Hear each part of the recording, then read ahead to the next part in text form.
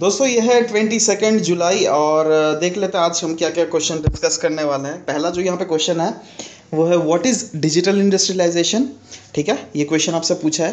अच्छा, इससे पहले ये भी बता दे रहा हूँ दैट इसको जानने से पहले आपको इसके बारे में कुछ पड़ताल करनी पड़ेगी दैट ये हुआ क्या था, क्या क्या मैटर है, किस लिए ये क्वेश्चन पूछा गया। ठीक है, तो इसलिए मैं सजेस्ट करूँगा आप द हिंदू वाला आज जो आर्टिकल था वो प्लीज़ पढ़ लीजिए एक बार। ठीक है, तो पेपर से ही पढ़ लीजिएगा, ज़्यादा सही रहेगा। पेपर से पढ़िएगा तो मतलब पेपर या फिर इंटरनेट पे जाइए आराम से, जहाँ पे द हिंदू का साइट है उससे पढ़ लीजिएगा एक बार, है ना। पूरा आपको अच्छे से केस समझ में आ जाएगा। व्हाट इज़ डिजिटल इंडस्ट्रियलाइजेशन और is India ready for it, मतलब इज़ इंडिया रेडी। जब भी ऐसा कुछ क्वेश्चन पूछता है ना तो आपको दो पहलू देखने पड़ते हैं, एक तो हाँ रेडी है, एक ना अभी रेडी नहीं है। ठीक है, तो दोनों लिखना पड़ता है। तो इसके तो खैर दूसरे वाले के दो दो पॉइंट दो दो हो जाएंगे, दो वाले दो चीज़। ठीक है, मतलब हाँ या ना में। पहला वाला का है आपको डेफिनेशन लिखना है डिजिटल इंडस्ट्रियलाइजेशन। तो आप पढ़िएगा तो समझ जाइएगा डिजिटल इंडस्ट्रियलाइजेशन है क्या। ठीक है, तो वही मैंने लिखा है दैट डिजिटल इंडस्ट्रियलाइजेशन जो है it is a digital incorporation of various sectors of economy which is pumping the industrial process in India. In India नहीं, मतलब ये तो जनरल टर्म्स में पूछा है डिजिटल इंडस्ट्रियलाइजेशन है क्या, तो इन वर्ल्ड मतलब नॉर्मल छोड़ दीजिए, है ना, कुछ लिखना नहीं पड़ेगा इन इंडिया या एनी वर्ल्ड। तो digital industrialisation is digital incorporation of various sectors of economy. Different sectors of economies जो है उसको डिजिटली इनकॉर्पोरेट करना है, जिस जो क्या हमारे इंडस्ट्रियल प्रोसेस या इंडस्ट्रियल ग्रोथ को है ऑल वर्ल्ड वाइड पंप करता है। ठीक है, it includes big data collection, artificial intelligence etcetera etcetera. ठीक है, तो ये हो गया डेफिनेशन पार्ट नॉर्मल। अब आ जाइए, अब दूसरा क्या पूछा था, is India ready for it. ठीक है, तो एक लिखा है that many multilateral forums are pitching for e commerce but India is not ready for it. मैंने ये सेंटेंस इसीलिए लिखा है, ये सेंटेंस शायद लिखना नहीं चाहिए था मुझे यहाँ पे, मुझे अभी अफसोस हो रहा है। बट एनीवेज क्योंकि आज का जो आर्टिकल था वो ई कॉमर्स को लेकर ही था। रिसेंटली आरसीईपी का मीटिंग होने वाला है, ठीक है, हैदराबाद में, तो वो ई कॉमर्स को लेकर ही क्वेश्चन आया था, तो इसीलिए मैंने ये लिखा है। बट एनीवेज शायद मुझे लिखना नहीं चाहिए था, ये मैं अभी रिग्रेट कर रहा हूँ, है ना।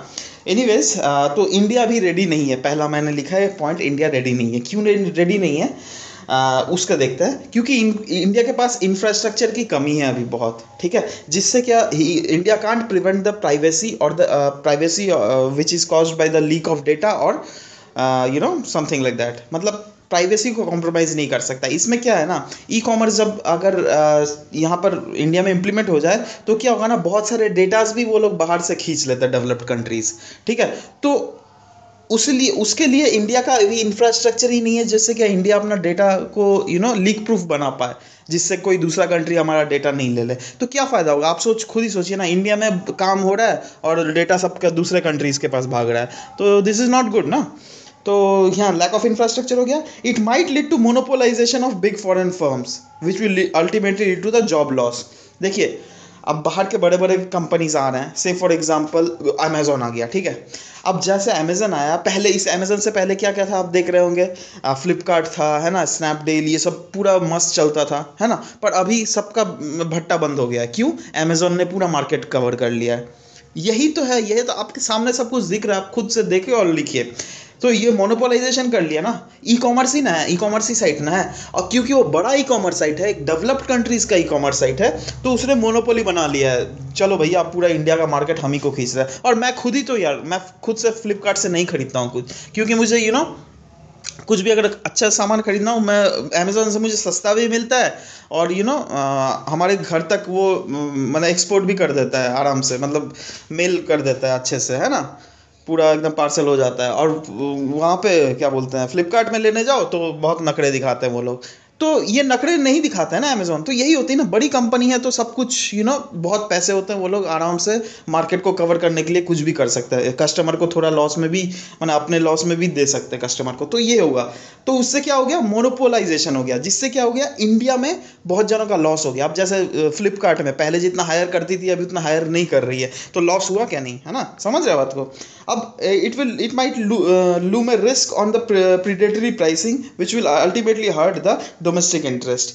देखिए, प्रीडेटरी प्राइसिंग मतलब हुआ यही वाला जो अभी बोल रहा था मैं इसके बारे में, दैट वो सस्ता दामों में दे देता है। ठीक है, अब रिस्पेक्टिवली अगर अमेजन कोई अगर बुक का एक्चुअल कॉस्ट है से फॉर एग्जांपल 100 रुपये, ठीक है, तो फ्लिपकार्ट उसको से फॉर एग्जांपल 100 रुपये में दे रहा है या फिर 98 रुपीज़ में दे रहा है मैक्सिमम। सोचिए 98 में तो नहीं देगा, बट एनीवेज आप सोच लीजिए। और वहीं पर अगर अमेजन उसको 80 रुपये में दे, आप कहाँ से खरीदिएगा? 80 रुपये वाला ही ना खरीदिएगा यार, है ना। ऊपर से फ्लिपकार्ट अगर 98 में भी देगा ना तो बोलेगा नहीं भैया शिपिंग चार्ज दे दो 20 रुपया, हो गया 120 रुपया। और इधर 80 रुपये में फ्री ऑफ शिपिंग, है ना। तो ऑफकोर्स इंसान 80 रुपया ही देना पसंद करेगा। बट वो 80 रुपया से उसको क्या मिल जा रहा है? देखिए, एक तो वो प्रीडेटरी प्राइस किया, मतलब कम प्राइस दे दिया जिससे कस्टमर ललचा के खरीद लिया, ठीक है। साथ ही साथ it will hurt domestic interest also. कैसे अब डोमेस्टिक इंटरेस्ट हर्ट किया? क्योंकि उसने कम दामों दे दिया, तो जो फायदा हमें दूसरा साइट्स को मिलना चाहिए था, इंटरनेट साइट्स को, फ्लिपकार्ट जैसे साइट्स को, उसको नहीं मिल रहा है, ठीक है। मतलब हर्ट हुआ ना एक। वो तो हमारा खुद का इंडिया का कंपनी है भाई, इंडिया का कंपनी नहीं कमा रहा है, हम दूसरे का कंपनी से खरीद रहे हैं, है ना। बट यही है ना, अब कस्टमर का तो यही होता है, जहाँ पे सस्ता मिला वहीं पे भागो। Next is digital awareness and literacy हमारा बहुत लैक कर रहा है, ठीक है। हम बोल सकते हैं दैट हम डिजिटल इंडस्ट्रियलाइजेशन की तरफ बढ़े, है ना, क्योंकि हमारे पास तो डिजिटल लिटरेसी ही नहीं है। वहाँ लोगों को पता ही नहीं है दैट डिजिटली कैसे पेमेंट किया जाता है, डिजिटली हमारा अपने डेटास को लीक करना चाहिए क्या नहीं, है ना। कभी कभी कोई फालतू का फिशिंग साइट्स होते हैं, वो अपना बैंक अकाउंट डिटेल मांगते हैं, ऐसा भी देखा गया, लोग बैंक अकाउंट डिटेल्स दे देते हैं, ठीक है। तो लोगों को भरोसा नहीं है एक तो डिजिटल मीडियम में, कहीं डिजिटल हमको धोखा दे दिया तो मेरा बैंक अकाउंट का ले लिया कुछ, बैंक के पैसे वैसे उड़ गए तो, ठीक है। एक तो डर लगा ही रहना चाहिए, है ना। तो वही ना, हमारे पास पहले तो अवेयरनेस नहीं है, क्योंकि अवेयरनेस अगर रहता तो हम पहले ही हम देख लेते दैट जहाँ से पेमेंट कर रहे हो उसके साइड वाला बटन में HTTP जो आता है स्लैश, वो ग्रीन बटन है क्या नहीं, ठीक है। वो ग्रीन बटन होने से तभी हम लोग, मैं तो वैसे ही करता हूँ, तभी पेमेंट करना चाहिए ना, क्योंकि रेड या फिर नॉर्मल होने से नहीं करना चाहिए, ठीक है। तो वही ना, अवेयरनेस लोगों के पास नहीं है, तो आप कैसे एक्सपेक्ट कर सकते हो दैट इंडिया रेडी है? इंडिया रेडी नहीं है। Ongoing phase digital transition and GST complexity, so it is not the right time. अभी जो फेस चल रहा है अभी, क्योंकि अभी ना पिच किया जा रहा है दैट अभी इसको डिजिटल इंफ्रास्ट्रक्चर जो भी हो लाया जाए, तो वो तो अभी जो टाइम ही तो नहीं है। क्यों? क्योंकि अभी तो एक तो डिजिटल ट्रांजिशन चल रहा है, मतलब लोग धीरे धीरे सीख रहे हैं, अवेयर हो रहे हैं, ठीक है। उसके बाद GST आ गया है, GST और भी कॉम्प्लेक्सिटी बढ़ा दिया भाई, ठीक है। लोगों को समझ में नहीं आ रहा टैक्स का स्ट्रक्चर क्या है। अभी तो बहुत ज़्यादा धोखाधड़ी भी चल रहा है, बहुत सारे कंपनीज में ऐसे भी मिला, मैं न्यूज़ पढ़ रहा था, ठीक है। तो एनीवेज, तो ये फेस तो अभी तो at least as of now India is not ready, क्योंकि ये अभी नॉट राइट टाइम, ठीक है। साथ ही साथ कॉम्प्लेक्सिटी बहुत ज़्यादा है, तो ये आपने लिख दिया, मतलब नहीं इंडिया रेडी नहीं है। अब साथ ही साथ आप लोगों को लिखना पड़ेगा नहीं इंडिया रेडी है कहीं ना कहीं पे। वो कैसे लिखना पड़ेगा? However considering the advantages of it, India have considering the advantage what India have, like मैंने एग्जांपल दिया, जैसे हमारा डेमोग्राफिक डिविडेंड बहुत ज़्यादा है, ग्रोथ हमारा इकोनॉमी का सबसे ज़्यादा है पूरा दुनिया में, ठीक है, मतलब फास्टेस्ट ग्रोइंग इकोनॉमी।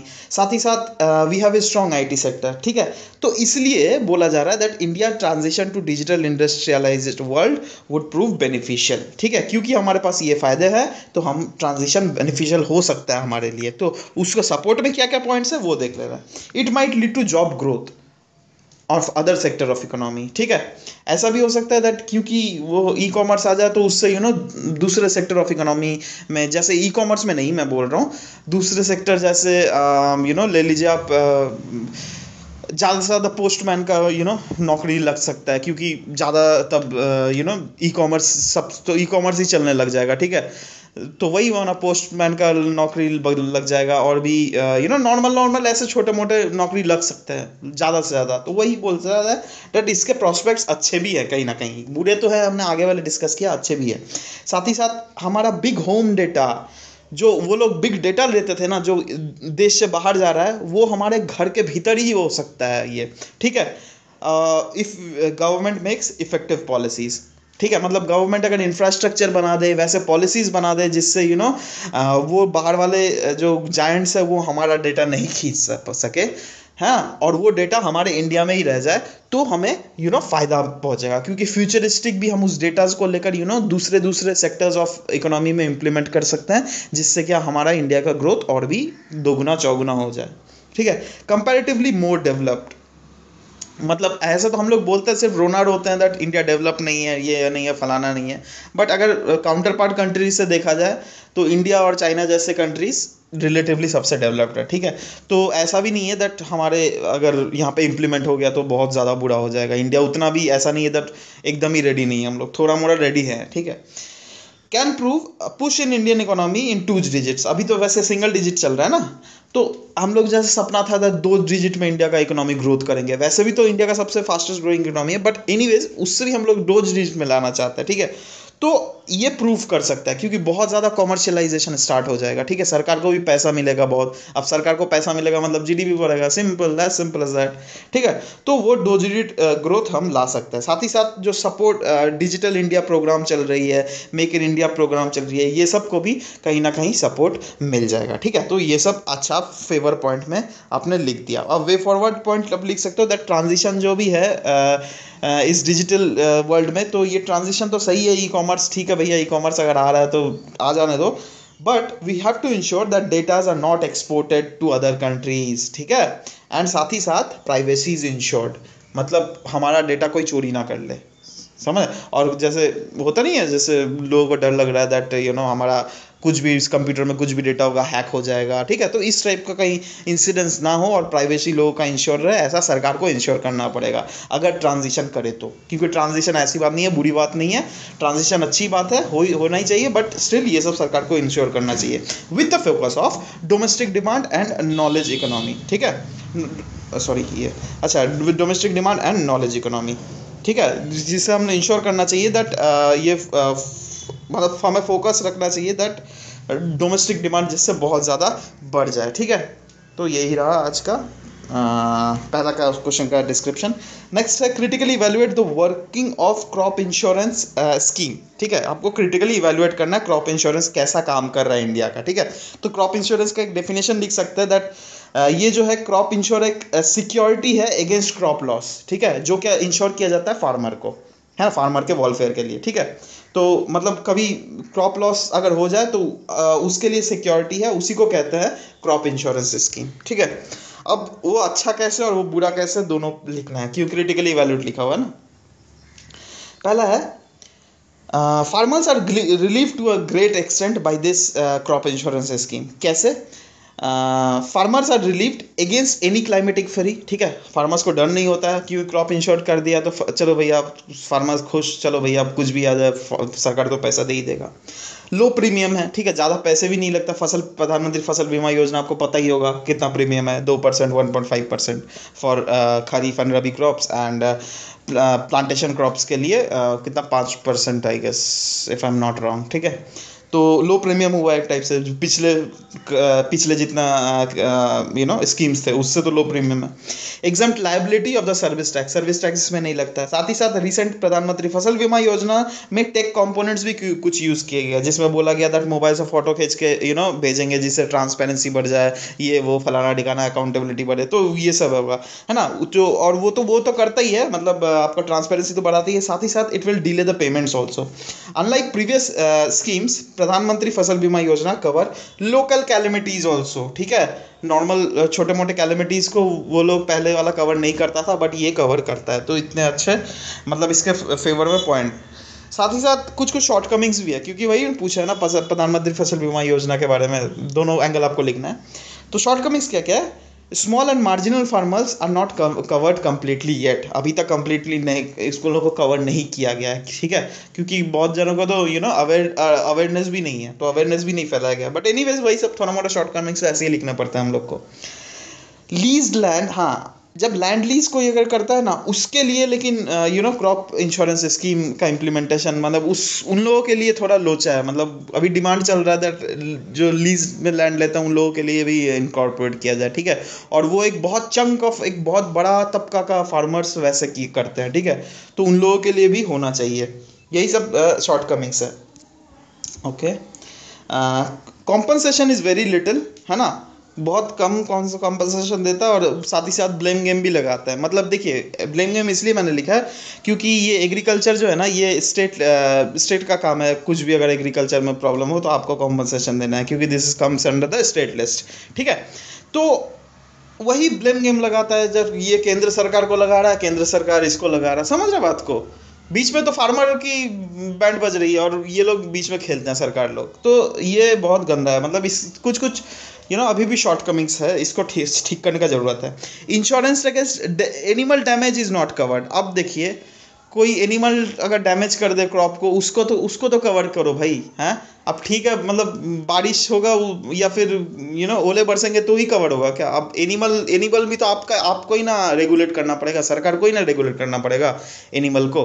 तो उसी लिए मांग किया जा रहा है दैट एनिमल के डैमेज को भी इंश्योर करवाना चाहिए। मतलब ये शॉर्ट कमिंग्स, अगेन मैं शॉर्ट कमिंग्स की ही बात कर रहा हूँ। Lack of political will for universal coverage. Political अगर विल रहता, नहीं भाई हर एक फार्मर्स को हमें कवर करना है इस स्कीम के अंडर, ठीक है, तो कुछ होता, ठीक है। वैसे लैक बहुत बहुत कम ही है, मतलब करना ही नहीं चाहता है ये लोग, हवाला देते हैं, नहीं भैया हमारे पास पैसे नहीं है, वही बोलते हैं सिर्फ, ठीक है। तो ये सब सारे शॉर्ट कमिंग्स है, ठीक है। नेक्स्ट है, it is said that the government must urgently frame a national policy for influenza immunization। ये भी आर्टिकल आज का था दोस्तों, ये भी देख सकते हैं। एग्जामिन वाई, क्यों बोला जा रहा है दैट गवर्नमेंट को अर्जेंटली इन्फ्लुएंजा इम्यूनाइजेशन को एज अ नेशनल पॉलिसी बनाना चाहिए, ठीक है। National policy of influenza immunisation सरकार को बनाना चाहिए, ऐसा क्यों होना चाहिए, ठीक है, उसको आपको एग्जामिन करना है। तो क्यों होना चाहिए, मतलब क्योंकि आप लिख सकते हो that increasing cases of H1N1 flu, जिसको स्वाइन फ्लू भी कहते हैं, it has alarm the government to frame a national policy of it. इसको यहाँ पे इंट्रोडक्शन में नहीं लिख के डायरेक्ट रीज़न में भी लिख सकते हो, ठीक है। बट एनीवेज वो आपके ऊपर डिपेंड करता है, आपके पास अगर ज़्यादा रीजंस है तो लिख सकते हो। वैसे ये क्वेश्चन लेकिन ऐसे डायरेक्ट नहीं पूछा जाएगा, ऐसा अगर पूछते हैं ना यूजुअली तो 2-3 पार्ट क्वेश्चन का बनाकर पूछते हैं, ठीक है। क्योंकि ऐसा होता है ना, एक तो यार एग्जाम दे रहे हो, ऊपर से एक ही मोनोटोनस मोनोटोनस सब्जेक्ट में बहुत सारे पॉइंट्स नहीं आते हैं, ठीक है। तो वो लोग को भी पता होता है, वो लोग 2-3 पार्ट में पूछते हैं, इतना डायरेक्ट फॉरवर्ड क्वेश्चन नहीं पूछते हैं। बट चलिए देख लेते हैं, हम लोग को तो लिखना है, पॉइंट्स जुगाड़ लेते हैं जी। तो वही पूछा है दैट क्या क्या रीजंस हो सकते हैं, है ना। तो put a brake on the increasing loss of human capital, है ना। देखिए अगर हम नेशनल पॉलिसी फॉर वो इम्यूनाइजेशन कर ले, क्या हम तो खुद ही भूल गए यार, इन्फ्लुएंजा, है ना, इन्फ्लुएंजा H1N1 के बारे में न्यूज़ था इसीलिए।